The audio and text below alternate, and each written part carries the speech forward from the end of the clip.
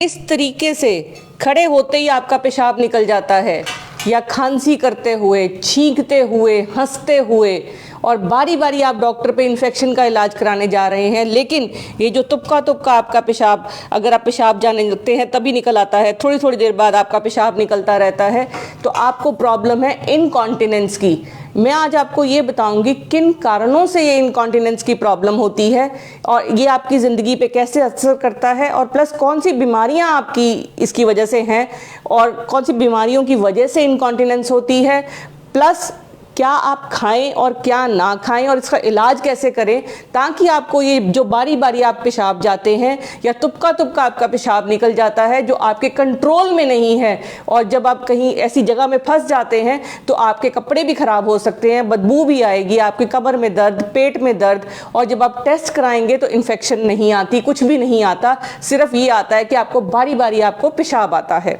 आप डॉक्टर पे जाते हैं, ये सबसे बड़ा कारण है। जो पेशाब लेडीज़ में ज़्यादा प्रॉब्लम ये कॉमन होती है आदमियों के मुकाबले में, आदमियों में भी ये प्रॉब्लम आती है, मैं भी थोड़ी देर में आपको बताऊंगी कि आदमियों में किस तरीके से प्रॉब्लम है। लेडीज़ में ये बहुत कॉमन प्रॉब्लम है, क्योंकि जो लेडीज़ का रास्ता होता है उसके 3 रास्ते आपस में जुड़े हुए होते हैं, वो है बच्चेदानी का रास्ता, पेशाब का रास्ता और पीछे पॉटी का रास्ता।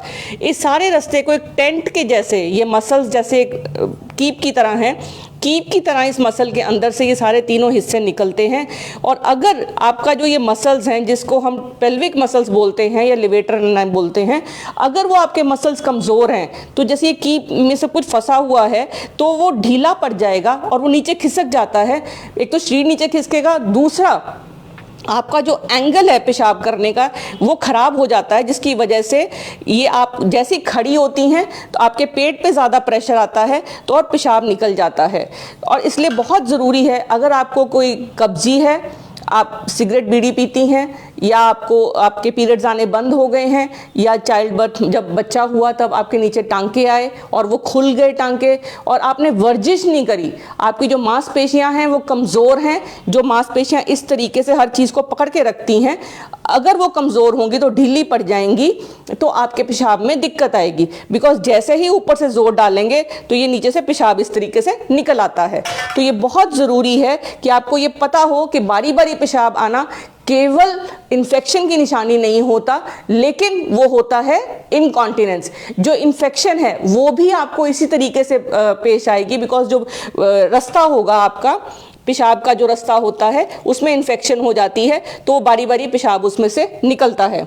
तो इसके अलावा जो आपको प्रॉब्लम्स आएंगी वो ये हैं, कुछ दवाइयाँ हैं, जैसे आपकी ब्लड प्रेशर की दवाई खाते हैं, डायूरेटिक्स हैं, तो उसमें भी आपको पेशाब बारी बारी आता है। प्लस अगर आपको कमज़ोरी है, आपके ये मसल्स कमज़ोर हैं तो ये सपोर्ट नहीं करेंगे, तब भी जब आप खड़े होंगे आपको कॉन्स्टिपेशन है, आपके पेट में कोई ट्यूमर है, और सबसे बड़ी बात है अगर आपके पेट का अंदर का प्रेशर बढ़ा हुआ है, जैसे ही आप कब्जी में जोर लगाती हैं या कोई वजन उठाती हैं या बैठ के खड़ी होती हैं, तब भी आपको ये पेशाब की लीकेज होगी। ये जो पेशाब की लीकेज है इस लेवल पे हो जाती है कि आप रात भर सो नहीं पाती। मेरे पास एक पेशेंट थी, वो दिल्ली से लेके करनाल तक कम से कम 50 बार रुकती थी पेशाब करने के लिए, लेकिन वो जब डायग्नोज किया गया तो उसको इनकॉन्टिनेंस की प्रॉब्लम थी। बिकॉज ये जो इनकॉन्टिनेंस है ये ना केवल इन्फेक्शन बल्कि दिमाग से न्यूरोलॉजिकल प्रॉब्लम की भी निशानी होती है, और शुगर की निशानी, प्लस इसमें आदमियों में जो प्रॉब्लम है वो ये होती है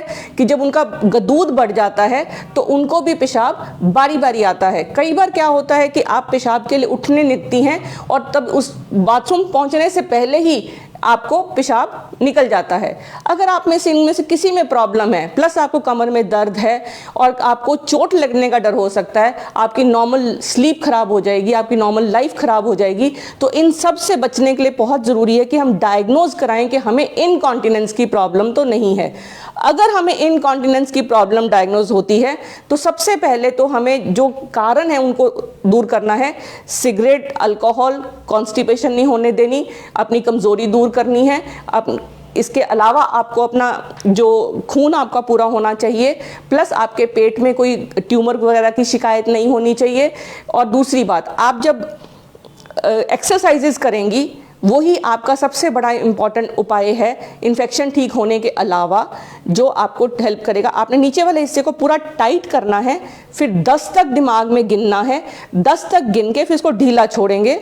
नीचे वाला हिस्सा इस तरीके से टाइट करना है जैसे पेशाब आप रोक रहे हो, आपके पास कोई जगह नहीं मिल रही पेशाब करने के लिए। इसको हम कीगल्स एक्सरसाइजेस कहते हैं।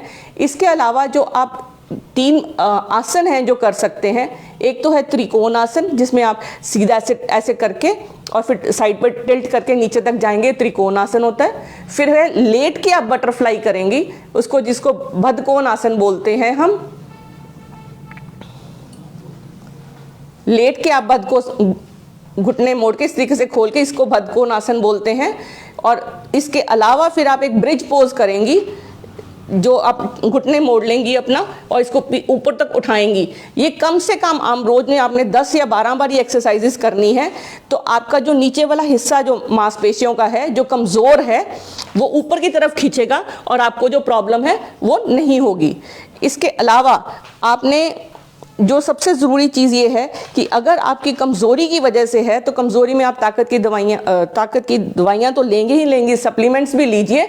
और प्लस कुछ खाने हैं जो खाएंगे आपको, अगर आप तुलसी लेती हैं, आंवला लेती हैं और